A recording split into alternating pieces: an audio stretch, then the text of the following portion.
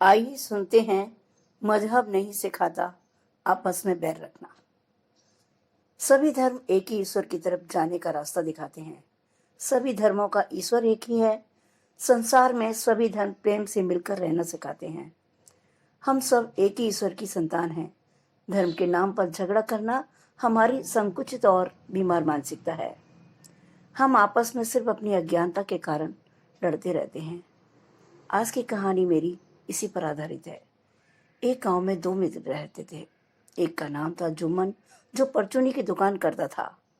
दूसरे का नाम था सुमेर, जो खेती करके अपना परिवार का पेट पालता था। दोनों मित्रों में सगे भाइयों से भी ज्यादा प्रेम था। दोनों त्योहारों पर एक दूसरे के घर आया जाया करते थे, चाहे होली हो, दिवाली हो या ईद। दोनों एक दूसरे के पूजा स्थलों पर भी जाया करते थे। इस प्रकार उनकी मित्रता चल रही थी।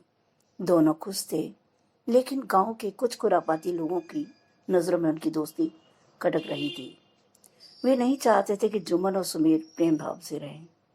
उन लोगों ने जुम्मन को सुमेर के खिलाफ और सुमेर को जुम्मन के खिलाफ भड़काना शुरू कर दिया। परिणाम स्वरूप दोनों की दोस्ती टूट गई। दोनों ने एक दूसरे से बोलचाल भी बंद कर दी।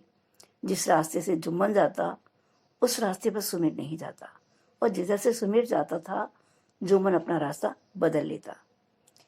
यदि कहीं सामना हो जाता तो दोनों दो सलाम तक नहीं करते। जिन लोगों ने यह आग लगाई थी वे बहुत खुश थे, लेकिन जुम्मन और सुमेर अपने अपने धर्म के अच्छे गुणों को जानते थे, इसलिए आपस में लड़े नहीं, क्योंकि उन दोनों को पता था कि हमारे धर्म एक दूसरे के धर्म से द्वेष रखना नहीं सिखाते हैं। ईद के दिन जुम्मन के घर सभी मिलने वाले आकर उसको ईद की मुबारकबाद दे रहे थे।